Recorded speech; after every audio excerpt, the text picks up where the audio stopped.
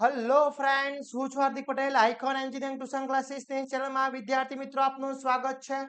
Diploma semester 2 દરેક બ્રાન્ચની અંદર જે સબ્જેક્ટ આવે છે એન્વાયરમેન્ટ એન્ડ સ્ટેટેબિલિટી યાની કે એન્વાયરમેન્ટ જે સબ્જેક્ટ છે એના આજે એવા આપણે સુપર 40 ક્વેશ્ચન્સ અહીંયા જોવાના છે કે આટલા 40 ક્વેશ્ચન્સ તમે તૈયાર કરી લો છો તો સમજી લો કે આખો તમારો સિલેબસ કવર થઈ જશે. જોડે તમે જીટીયુની એક્ઝામમાં 110% પાસ થઈ જશો અને સારા માર્ક્સ બી મેળવી શકો છો. તો વિદ્યાર્થી મિત્રો, આજનો વિડીયો તમારા માટે ખાસ છે, તમારા ફ્રેન્ડ્સ માટે ખાસ છે. તો આ વિડીયોની લિંક તમારા ફ્રેન્ડ સર્કલ સુધી પહોંચાડી દેશો જેથી દરેક વિદ્યાર્થી મિત્રો ઈઝીથી ઈઝી પાસ થઈ શકે, સારા માર્ક્સ મેળવી શકે. અહીંયા જે ક્વેશ્ચન્સ બતાવેલા છે બધા જ ક્વેશ્ચનના વિથ આન્સર ગુજરાતી અને ઇંગ્લિશ બંને મીડિયમમાં આપણા કોર્સની અંદર ઇન્ક્લુડ કરેલા છે. તો ત્યાંથી તમે કોર્સ પરચેસ કરીને તૈયારી કરી શકો છો. કોર્સની લિંક બાયોમાં મૂકેલી છે, ત્યાંથી બી કોર્સ પરચેસ કરી શકો છો. અથવા એપ્લિકેશન આઇકોન એન્જિનિયરિંગ ટ્યુટોરિયલ્સ નામની એપ્લિકેશન પ્લે સ્ટોર અને એપ સ્ટોર બંને ઉપર અવેલેબલ છે, ત્યાંથી તમે કોર્સ પરચેસ કરી શકો છો. ઓકે, તો હવે વાત કરીએ વિદ્યાર્થી મિત્રો એવા સુપર 40 ક્વેશ્ચન્સ કે જે જીટીયુની એક્ઝામમાં તમારા માટે ખૂબ હેલ્પફુલ રહેવાના છે. જોડે જોડે વિદ્યાર્થી મિત્રો આપણું એક વોટ્સએપ ગ્રુપ બનાવેલું છે. તો હજી સુધી વોટ્સએપ ગ્રુપમાં જોઈન ના થયા હોય તો ફટાફટ જોઈન થઈ જશો, જેની લિંક બાયોમાં મૂકેલી છે. દરેક ઇન્ફોર્મેશન અમે એમાં શેર કરીએ છીએ. તો હવે આપણે વન બાય વન ક્વેશ્ચન્સ અહીંયા જોવાના છે, કયા કયા ક્વેશ્ચન્સ રેડી કરવા જોઈએ જેથી જીટીયુની એક્ઝામમાં સારામાં સારા માર્ક્સ મેળવી શકીએ. ઓકે, તો અહીંયા ડિસ્પ્લે ઉપર જોઈ શકો છો વન બાય વન ક્વેશ્ચન્સ હું તમને અહીંયા કરાવીશ.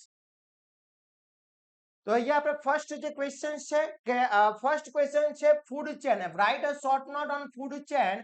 ટૂંક નોટ લખો પોષણ કડી શું છે. તો આનો ડાયાગ્રામ મેં બતાવેલો છે કે પહેલું ગ્રાસ હોય છે, પછી ગ્લોસિપિયર હોય છે, ફ્રોગ હોય છે, સ્નેક હોય છે, ઈગલ હોય છે, એટલે કે પ્રથમ પ્રોડ્યુસર થઈ જશે, પ્રથમ કક્ષાના ભક્ષક, દ્વિતીય કક્ષાના ભક્ષક, માંસાહારી. એ રીતે તમારી આખી ફૂડ ચેન સમજાવવાની રહેશે. આની જે પેપર ફોર્મેટ છે એ વિદ્યાર્થી મિત્રો 14 MCQ રહેવાના છે અને 3 અથવા 4 માર્ક્સની અંદર ક્વેશ્ચન્સ રહેવાનો છે. એની બી આપણે તમને એક પેપર ફોર્મેટ તમને હું આખો એક વિડીયો બનાવી દઈશ અને એવું તમને શેર કરી દઈશ. ઓકે, એના પછી નિવસન તંત્ર અને અસર કરતા પરિબળો સમજાવો કે નિવસન તંત્રને અસર કરતા પરિબળો કયા કયા છે એ સમજાવવાના છે. Explain factor affecting ecosystem. એના પછી ગીવ ક્લાસિફિકેશન ઓફ ઇકોસિસ્ટમ. તો બે ટાઈપના ઇકોસિસ્ટમ છે, એક નેચરલ ઇકોસિસ્ટમ છે અને મેન મેડ ઇકોસિસ્ટમ છે. તો નિવસન અને list out component of ecosystem. એના કમ્પોનન્ટ્સ તમારે સમજાવવાના પૂછી શકે છે. તો બાયોટિક અબાયોટિક જે કમ્પોનન્ટ છે એ તમારે સમજાવવાના પૂછી શકે છે. Very and very most IMP છે.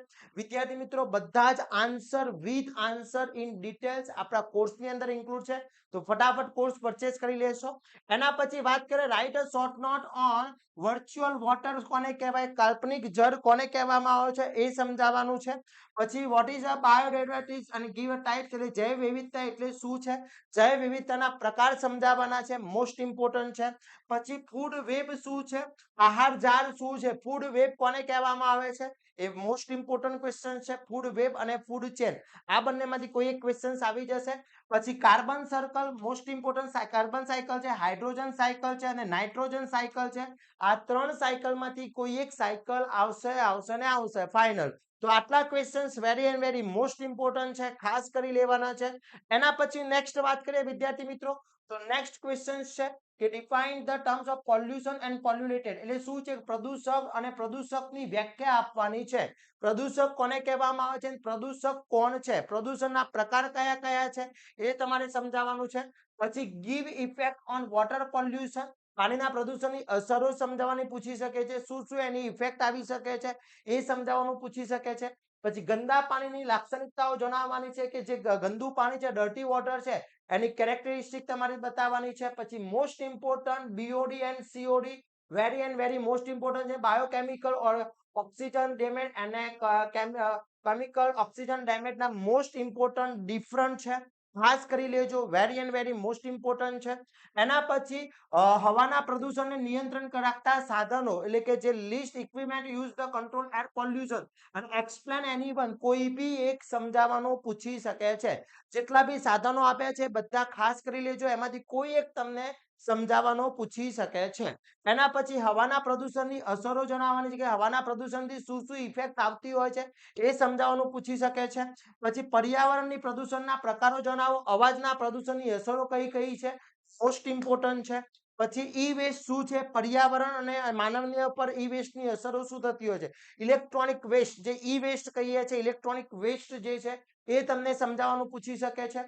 પછી what is a plastic waste, give the effect of plastic waste, plastic કચરો શું છે, પ્લાસ્ટિક કચરાથી થતી અસરો કઈ કઈ છે.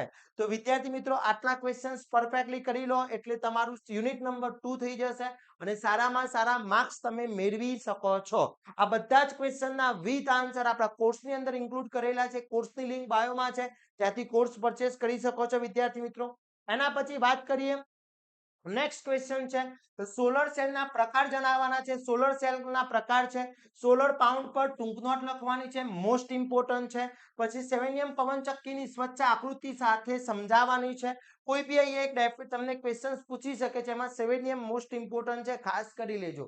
Very and very most important question છે, give the difference between, comparison between horizontal axis and wind turbine axis, એટલે કે HAWT and VAWT, એટલે કે હોરિઝોન્ટલ એક્સિસ વિન્ડ ટર્બાઇન અને વર્ટિકલ એક્સિસ વિન્ડ ટર્બાઇનની કમ્પેરિઝન બી પૂછી શકે છે. મોસ્ટ ઇમ્પોર્ટન્ટ ક્વેશ્ચન છે. પછી બાયોગેસ પ્લાન્ટને આકૃતિ સાથે સમજાવો, બાયોગેસના ફાયદા જણાવવાના છે. બાયોગેસની આકૃતિ સમજાવવાનું છે અને એના ફાયદા સમજાવવાના છે. આકૃતિની મદદથી સોલર ફોટોવોલ્ટેઇક સિસ્ટમ સમજાવવાની છે, મોસ્ટ ઇમ્પોર્ટન્ટ છે. આકૃતિ દોરી સમજાવવાનું પૂછી શકે છે, ખાસ કરી લેજો. એના પછી પરંપરાગત અને બિન પરંપરાગત સ્ત્રોત, એટલે કે conventional and non conventional energy source છે, પરંપરાગત અને બિન પરંપરાગત, મોસ્ટ ઇમ્પોર્ટન્ટ છે. પછી સોલર વોટર હીટર સમજાવવાનું પૂછી શકે છે, મોસ્ટ ઇમ્પોર્ટન્ટ છે. પછી હોરિઝોન્ટલ એક્સિસ વિન્ડ ટર્બાઇનના કાર્ય સિદ્ધાંત, એટલે જે HAWT જે છે એનો જે વર્કિંગ પ્રિન્સિપલ છે એ સમજાવવાનું છે.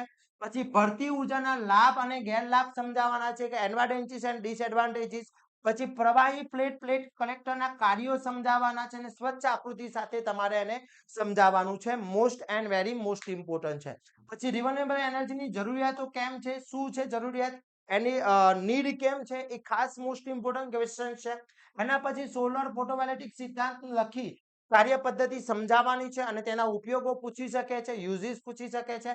પછી એરોબિક ડાયજેશન અને અનએરોબિક ડાયજેશન શું છે સમજાવવાનું પૂછી શકે છે, મોસ્ટ ઇમ્પોર્ટન્ટ છે. બાયોમાસના ફાયદા, ગેરફાયદા અને લાક્ષણિકતા. હવે મેં એ બધા ક્વેશ્ચન્સ ભેગા છે, ઘણી વખતે 3 માર્ક્સની અંદર બાયોમાસના ફાયદા અને ગેરફાયદા પૂછી શકે, તો 4 માર્ક્સની અંદર બાયોમાસના ફાયદા અને લાક્ષણિકતા બી પૂછી શકે છે. પછી મોસ્ટ ઇમ્પોર્ટન્ટ, તરતા ગેસ હોલ્ડર પ્રકારનું બાયોગેસ પ્લાન્ટ અને સ્થિર હોલ્ડર પ્રકારના બાયોગેસ પ્લાન્ટની સરખામણી કમ્પેરિઝન પૂછી શકે છે, અથવા તમને સ્પેસિફાઈ કોઈ બી બંનેમાંથી એક ક્વેશ્ચન્સ પૂછી શકે છે. તો આ questions very and very most important છે યુનિટ નંબર 3 ના. યુનિટ નંબર 3 બેટા સૌથી વધારે લેન્ધી છે અને સૌથી વધારે માર્ક્સ નું પૂછાય છે, એટલે થોડું ફોકસ યુનિટ નંબર 3 ઉપર આપણે વધારે કરવાનું છે. એના પછી વાત કરીએ યુનિટ નંબર 4 અને 5, અહીંયા મેં ભેગું લીધું છે. તો ગ્લોબલ વોર્મિંગ અથવા ગ્રીન હાઉસ અસર આકૃતિ સાથે સમજાવવાની છે, કે ગ્રીન હાઉસ ઇફેક્ટ કઈ છે, ગ્લોબલ વોર્મિંગ કઈ છે એ સમજાવવાનું છે. ગ્રીન હાઉસ વાયુ પર ટૂંક નોટ લખવાની છે, કે site short note on green વાયુ, ગ્રીન હાઉસ ગેસીસ. પછી ઓઝોન સ્તરમાં ક્ષતિ સમજાવવાની છે, મોસ્ટ ઇમ્પોર્ટન્ટ ક્વેશ્ચન છે, ઓઝોન સ્તરમાં થતી ક્ષતિજો કઈ કઈ છે સમજાવવાની છે. ઓઝોન સ્તરમાં ક્ષતિની અસરો જણાવે છે, કે એક જે ક્ષતિ જાય છે, ડેમેજ થાય છે, ઓઝોન લેયર ડેમેજ થાય છે, તો એનાથી કઈ કઈ ઇફેક્ટ આવે છે એ તમારે સમજાવવાની છે. થિયરિકલ ક્વેશ્ચન છે, ખાસ કરી લેજો. એના પછી ઓઝોન સ્તરની ક્ષતિના નિયંત્રણ કરવા માટેના પગલા જણાવવાના છે, કયા કયા એના આપણે સ્ટેપ લેવા જોઈએ. પછી જળવાયુ પરિવર્તન સંચાલન સમજાવવાનું પૂછી શકે છે, મોસ્ટ ઇમ્પોર્ટન્ટ છે. પછી ગ્રીન બિલ્ડિંગના ફાયદા ગેરફાયદા, very and very most important, ખાસ કરી લેજો. પછી ફ્લેટ ટુ ફ્લેટ કોન્સેપ્ટ કોને કહેવામાં આવે છે, મોસ્ટ ઇમ્પોર્ટન્ટ છે. આકૃતિ સાથે લાઈફ સાયકલ સમજાવવાનું છે, life cycle analysis LCA most important છે. પછી LCA ના ફાયદા અને ગેરફાયદા અને મર્યાદાઓ પણ પૂછી શકે છે, મોસ્ટ ઇમ્પોર્ટન્ટ ક્વેશ્ચન્સ છે. એના પછી 5R કોન્સેપ્ટ, જે 5R કોન્સેપ્ટ છે, 5R કોન્સેપ્ટ તમને પૂછી શકે છે. તો વિદ્યાર્થી મિત્રો આટલા ક્વેશ્ચન્સ તમે પરફેક્ટલી કરી લો છો એટલે તમારું આખું એન્વાયરમેન્ટ જે સબ્જેક્ટ છે, જે સેમિસ્ટર 2 ની દરેક બ્રાન્ચમાં સબ્જેક્ટ આવે છે એ આખો સબ્જેક્ટ તમારો ઈઝી તૈયાર થઈ જશે. 110% પાસ તો થવાના જ છો, પણ જોડે જોડે સારા માર્ક્સ બી ગેટ કરી શકો છો. તો ફટાફટ વિદ્યાર્થી મિત્રો આ ક્વેશ્ચન્સની તૈયારી સ્ટાર્ટ કરી લેશો. આના આન્સર ગુજરાતી અને ઇંગ્લિશ બંને મીડિયમમાં આપણા કોર્સમાં મૂકેલા છે. તો ફટાફટ કોર્સ પરચેસ કરીને તૈયારી કરી લેશો. આના એમસીક્યુ બી પૂછાવાના છે. એમસીક્યુ બી આપણા કોર્સની અંદર ઇન્ક્લુડ કરેલા છે. તો વિદ્યાર્થી મિત્રો ફટાફટ આની તૈયારી સ્ટાર્ટ કરી લેશો અને આવા જ નવા વિડીયો સાથે નવા દિવસે મળીશું. ત્યાં સુધી વિદ્યાર્થી મિત્રો મને રજા આપશો. જય હિન્દ, જય ભારત.